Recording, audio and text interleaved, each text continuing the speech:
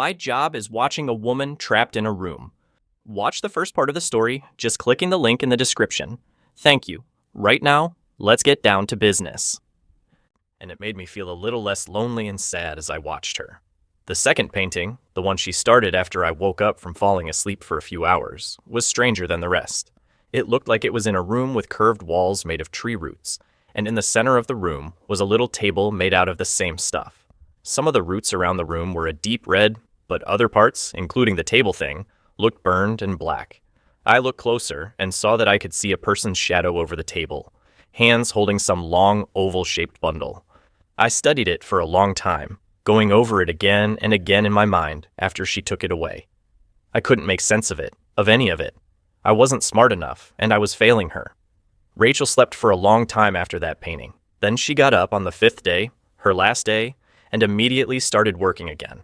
This time she was painting faster, and while I saw her wince occasionally, she never lost her look of determination as she slashed lines and colors across the canvas. When she was done, Rachel picked up the painting and turned it toward the camera, giving me a small, tired smile as she was blocked from view. It was looking out from the front porch of a house somewhere. It was out in the country, and the morning view of the yard and the land beyond were wonderful, but closer up the painting was of two hands, holding on to each other tightly. Their interlocked fingers seemed to glow red and orange in the light of the rising sun. I found myself crying as I looked at it. Part of it was because I didn't know what it meant, and I felt a growing sense of desperation at the thought that Rachel's last works might be wasted on me. Part was because I knew it had been 5 days, and I could sense I was close to the end, to her end. But there was something more to it than all that too. The last painting, even with everything else in my head and my heart pulling me down, gave me hope. Hope of what? I didn't know. But I started to think that maybe the only message Rachel had for me in that last painting was that somehow, somewhere, everything would be okay. Outside the edge of the painting, I could see motion in the room, people hurriedly coming in with some kind of medical equipment, and then the monitor went black. You've done well, Thomas. Very, very well. For the last 5 days of video, we had charted 1,047 micro-variations in Rachel's behavior that we believed might correspond to your behavior, your reactions, and your emotional states while watching the video. Like before, the two of you remained in sync as though you were in the same room. It really is remarkable. I sat staring at Solomon. I listened to what he said, but I didn't care. I just wanted it over. Whatever this was, I just wanted it over. Clearing his throat, he went on. That's why we've decided to move the implant from Rachel's body to your own. That's one of the many reasons we've preserved her so.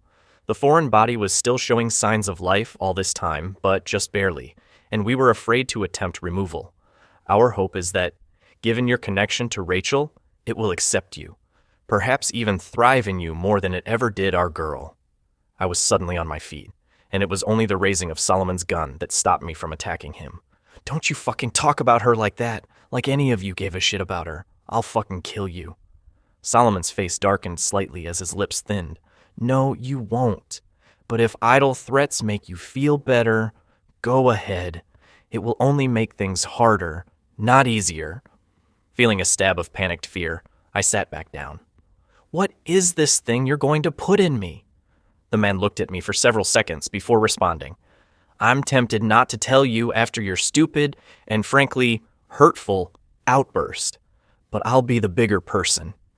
Letting out a small sigh, he went on. Thomas, somewhere there is a tree, a very special tree. We suspect it is the same tree that Rachel painted for you that time, though we cannot say for sure as we have never been able to find it. It is either hidden away very well or it is able to hide itself from those it wishes. I just looked at him, trying to kill him by just wanting it to be so. In any case, we have the next best thing, an ancient clipping from the tree, secured at great cost and sacrifice, and studied for a long time without much success. We have, however, in recent years been given advice that this clipping could be grown in the right soil. We thought that soil was Rachel, but while it did develop further inside of her, she died before the necessary growth was finished. Leaning forward, he smiled at me. We have it on fairly good authority, however, that you might succeed where she failed. I fought them when they came, but it didn't matter. I woke up some time later with a dull ache in my chest and a small, already healing scar on my upper stomach. I didn't really feel that different other than the little bit of pain, but I knew that would change with time. Maybe I had more time than Rachel, or maybe I had less. It didn't matter. Wait, what was that? There was some kind of soft voice. Coming from where? It wasn't in the room. It was in my head. I felt a thrill of excitement. Maybe this was Rachel's voice. She had somehow stayed in the tree thing they had put inside me, but no. I had never heard Rachel's voice, but I sensed this wasn't it. This voice was too delicate to really be heard or understood, and it reminded me of music coming from a distant room that you felt in the back of your mind without realizing it. It was a melody, a kind of song, but it wasn't Rachel's song. I realized with a shiver that it was the song of the thing inside of me. At first I was afraid, but that didn't last long. It wasn't trying to hurt me. It was trapped here just like I was. But it started to sing. It was time for us to be free. I stood up and walked to the door, and as I did so, the lights went out. The door in front of me clicked, and when I reached out and turned the knob in the dark, it opened easily. How was this possible? And if it could do this, why hadn't it helped Rachel get out? There was no answer, but there was also no time. I could already hear boots around the corner as the glow from flashlights began to light up the far end of the hall. They would drag me back in there, chain me up, or take this thing back out of me before we could get away. If I was ever going to get out, it had to be now. The voice was singing again, pushing me to go further into the dark, to run until we were safe. So I listened and I ran. Every door unlocked for me. Every turn kept me barely out of sight. The people looking for me were barking orders over a radio, asking someone what was the holdup on the generator kicking on. Whatever the response, the hallways stayed dark as I drifted through them, blind but not falling, lost but not being found. When I reached the final door, I opened it into a bright afternoon. My lungs burned a little at the first fresh, unrecycled air I had breathed in a week. Blinking, I waited for the voice to tell me where to go, but it had fallen silent. I closed the door as panic began to rise in my chest. All this and I would get caught because I didn't know where to go. I was outside a plain brown building in the middle of nowhere.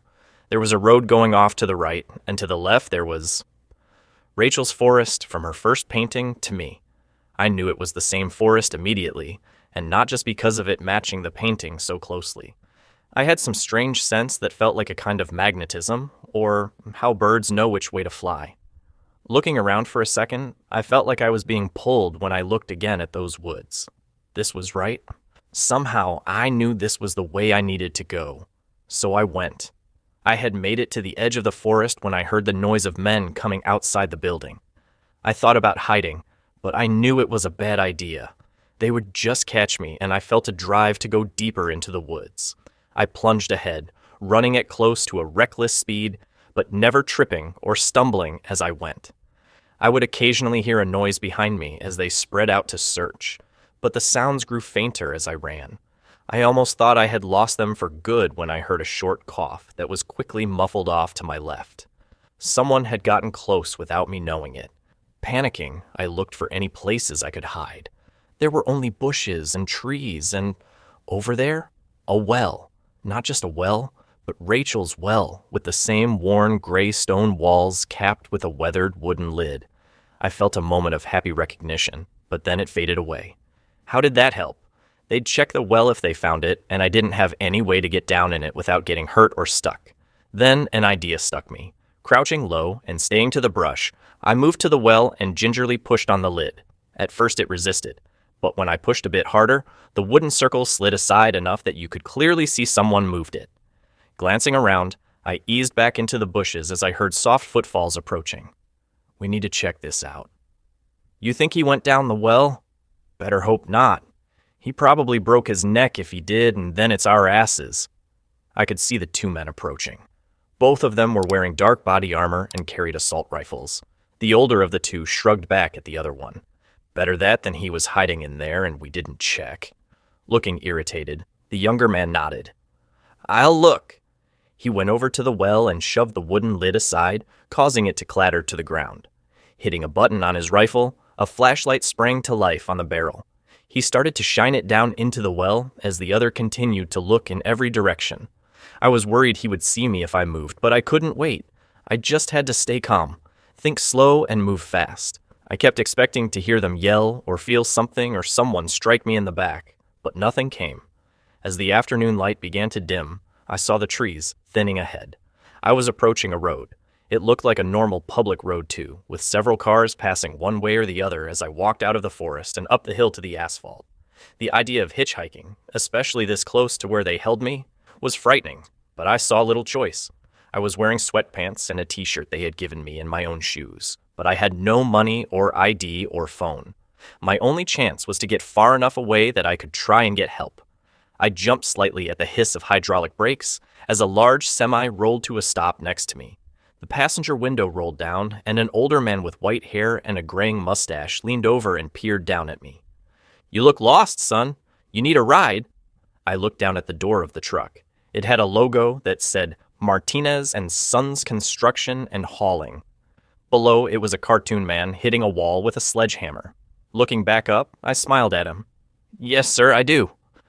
I woke up 5 hours later as we pulled into a truck stop somewhere in Nevada. I had planned on staying awake the entire trip, but that had only lasted a few minutes before exhaustion overtook me. I glanced over at Oliver Martinez, and he gave me a toothy grin. "I'm tired, but you were plumb tuckered out. I've got to fuel up, shower, and get some grub. I'm going on to California after that. If you want to ride further, just be back here in an hour. Sound good?" I nodded and thanked him again for the ride as I got out. I felt groggy from sleeping, but otherwise okay. I just needed to decide whether this was a good spot to ask for help, or if I should ride with Martinez further. He seemed like a very nice guy, and he would probably try to help if he could, but I wanted to avoid putting more people in danger if I could help it. Looking around, I saw we were in a fairly nice little town. I decided I would go look around for a few minutes and then decide what to do. I was only 3 blocks down the street when I saw the flickering lights in the distance. It was a movie theater. As I got closer, I felt my chest tightening. It was the one from Rachel's painting. "Hey there, welcome to the Phoenix." The guy standing at the candy counter of the theater looked a little younger than me, and while he seemed friendly enough, he also looked slightly concerned. "If you're here for the horror double feature, I'm afraid the second movie is about 30 minutes in. I can give you a half rate if you want to see it, though."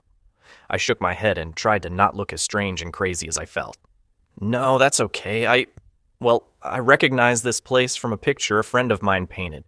So I came in to ask if you knew anything about her." He raised his eyebrows and shrugged. "Okay, weird." He smiled and added, "Weird but interesting." "Who is she?" I swallowed. "Her name is, it was Rachel Donovan." I expected him to look surprised or excited or angry, but I could see right away the name meant nothing to him. Shaking his head, he shrugged again. "Sorry, that doesn't ring a bell. I'd say you could ask the owner, but he's on vacation this week." Nodding, I searched my mind for something else to ask. Some way to make this place matter the way her other paintings had. "Is there anything unique about this place, then? Its history or something?" The man grinned. "Buddy, you're clearly not from here. This place is super boring. Not just the theater, but the whole town."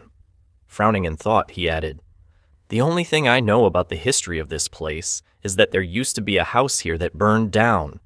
This was like in the 1920s or 30s, when this wasn't even a part of town.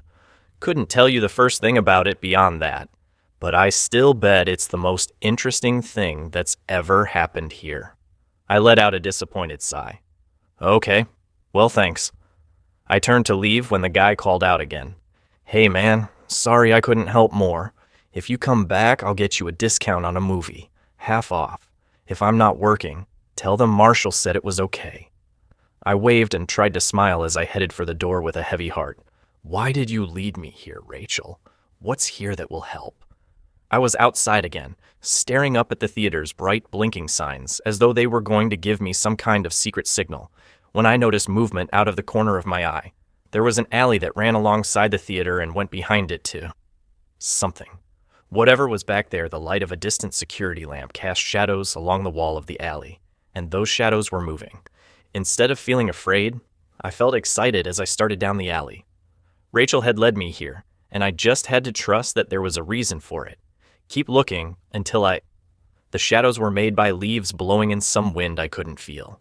As I got to the far end of the alley, I saw there was a small backyard behind the theater surrounded by a chain-link fence, and on the other side of that fence was the tree from Rachel's painting, with its deep red twisting bark and foam of green leaves waving to and fro in the night air. I felt a surge of warmth in my chest as the distant singing began again. This was the place.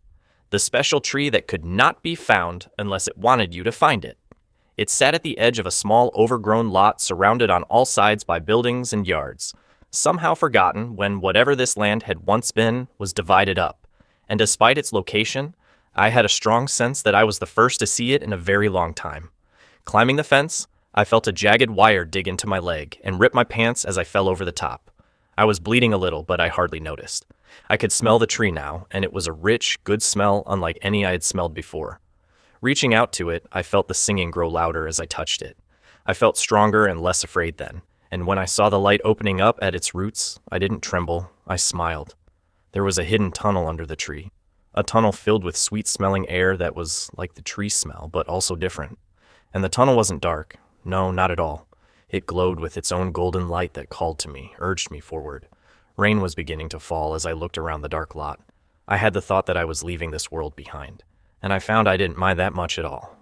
The tunnel had continued to grow, slanting down gently and tall enough that I walked in without stooping.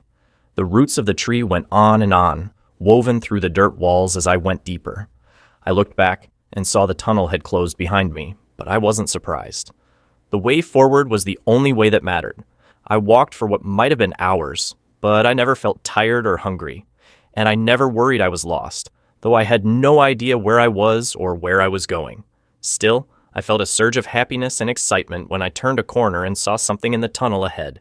As I got closer, I realized it was a brick wall, but just as I began to think I had found a dead end, the wall faded away, revealing a dark room. I paused at the edge of the tunnel, looking out at the floor of what looked like a basement. It was empty, but in the light from the tree, I could make out something scratched into the floor. It was the number 2. I felt my pulse quicken as I thought back to Rachel's painting with the theater seats, and then I stepped out into the room. It was the empty basement of a house, and as I went up the stairs and opened the door, I saw that the rest of the house was empty as well. No lights were on, but bright sunlight poured in through every window, and in the distance I could hear what sounded like small waves crashing on a beach.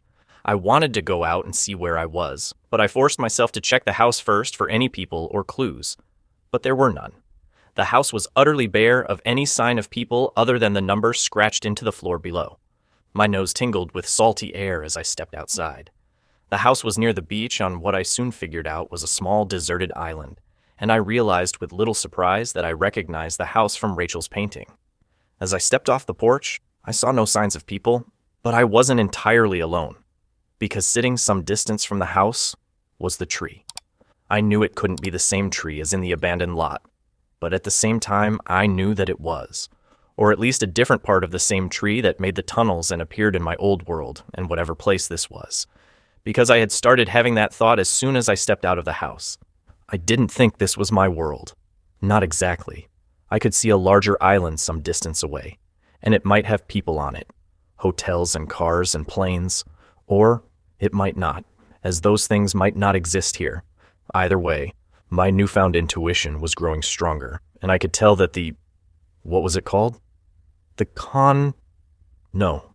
The texture of things was different somehow, if only a little. Not bad or scary, just different. Still, after a couple of hours exploring the island and checking the house, I began to feel terribly lonely, even with the tree nearby. I decided to go back into the tunnel and keep going. The basement wall faded away as I walked up to it, and I entered the tunnels again. It was only a short time later that I found my second version of the house. Much like the first, the wall faded away into a basement, but this one was far from empty. It was a workshop of some kind, full of tools I wasn't familiar with. I glanced down and saw 43 scratched onto the floor. Who was doing that, and why? I was going to explore the house, more carefully this time, as it looked like there were people here. But then I froze. Propped against the brick wall, next to a small stack of boards, was a sledgehammer. Trying to be quiet, I crept over and picked it up before heading back into the tunnel. When I was little, before Daddy died, he had loved to hunt. I never went with him and didn't remember much of what he hunted. But I do know he had an old hound he'd had since before I was born. The dog had only loved him. Well, him and being on the trail of something. When Rocker, his name was Rockefeller, got a scent, it was like he was in a trance. He would go and go, this way and that, and to look at him, it looked like he was having a fit, both lost and certain at the same time. But whatever Rocker knew or didn't know, he always found what he was looking for. I felt like Rocker now. I was moving faster and faster as I went down this turn and that. I felt like I was on the trail of something, or traveling on memories I didn't have. Gripping the sledgehammer tightly, I could hear the rising hum of the distant music in my head as I turned the last corner, and then it fell silent. There was another brick wall, and as I approached, it fell away. It was another basement room, but this one was much smaller.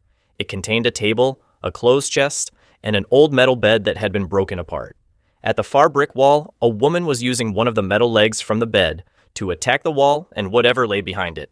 I felt my head begin to swim as I looked at her from behind, and as she turned to look at me, eyes wide with surprise and fear, I felt the sledgehammer slip from my grip as I stumbled back against the now solid wall. I could barely breathe at all, but I managed to get out a single word. "Rachel?" The woman looked at me, her expression less fearful, but still guarded. She had the bed leg partially raised in warning. "Yeah? Do I know you?" It was her, but it wasn't, much like the tree on the island. This Rachel looked a few years older, and while she looked stressed and confused at the moment, her eyes didn't seem weighted down by the same quiet sadness I had come to recognize watching the other Rachel for all that time. Still, I didn't know how to answer her question and not sound creepy or crazy. I stared at her for a second, floundering, when she asked another. "You came out of the tree tunnel, right?" I nodded, grateful for something I could answer easily. Studying me, she said, "Where did you come from?" "Before the tunnel, I mean." I flushed as I tried to think of the right words. Well, I came from Texas. Originally, I mean." She grinned at me for a second before catching herself and trying to look serious again. "Yeah, okay. But do you know how the tree works? How did you find out about the tunnel? How did you get here?" Sighing, I rubbed my head and just started into it. "Look, I know this will sound crazy, but I had a job watching a woman trapped in a room, and that woman was you, or another version of you, and she asked me for help, and I couldn't help her. And then they took me, and I found out she had been dead for a long time but could see me in the future, and then they put something from the tree in me that had been in her that killed her. And then I escaped, and then I figured out where to go to find the tree from things she had painted, and I somehow knew how to go in the tunnels to find different spots, and I'm pretty sure the tunnels lead to different worlds, and I got the sledgehammer, and then I... Hold up. Goddamn. Take a breath. You're going to pass out." She was smiling again, and this time she didn't try to hide it. She looked over what was left of the bed to where the sledgehammer was laying on the floor. "And did you say sledgehammer?" Whack. "So yeah, I believe you." Whack. "I've been in those tunnels too. My ex-boyfriend tricked me into moving here so he could tie me to the tree in his place." Whack. "Well, not tie me to the tree literally. Take his place as... what? The tree's buddy or something? I don't really know. It's all pretty fucked up and I don't understand all of it." Whack. "But what I do understand is that the fucker walled me up in here. At first, I thought I could just pry loose some bricks over time, but nope. He put a layer of concrete on the outside this time. Good old Phil, or Justin, or whatever. I mainly think of him as fuckface now." Whack. "This is taking forever." I stepped up and put my hand on the sledgehammer. "Let me do it for a bit. We can take turns." We had cleared away even more brick than she had already managed, but the concrete wall was only starting to show small cracks. I wanted to just keep looking at her, have her talk to me, but I knew she was tired. She nodded reluctantly and let go of the hammer. Before I swung, I looked back at her. "How long have you been in here like this?" Whack. Rachel scowled. "It's hard to say for sure, but I think about 8 months." I let the hammer drop down again as my eyes widened. "How did you survive all that time?" Her scowl deepened. "It's the tree. It won't let me die. I just dip into the tunnel every day for a bit, and I never get that hungry or thirsty." A thought occurred to me then. "Why didn't you just escape through the tunnels?" She quickly shook her head. "No, thank you. I've had enough of seeing other worlds. Some of them aren't so nice. And I don't want to be more tied to the tree than I already am. I just want out of here, into my own world, and then I can try and figure out how to get free of my connection to the tree for good. Rachel shrugged. I would have done it eventually with the stupid bed parts, but who knows how long it would have taken. She smiled again. I'm very happy you came to help and brought a sledgehammer with you. Returning her smile, I nodded as I lifted the hammer again. Me too. Whack. We were both wringing with sweat when we crawled through the hole we'd made in the outer wall. Rachel told me that she thought her ex-boyfriend was long gone, but she couldn't be sure, so we had to be careful. Grabbing the sledgehammer from inside the room, we made our way toward the stairs. The house was decorated but quiet, and we saw no sign of anyone as we walked to the front door and opened it.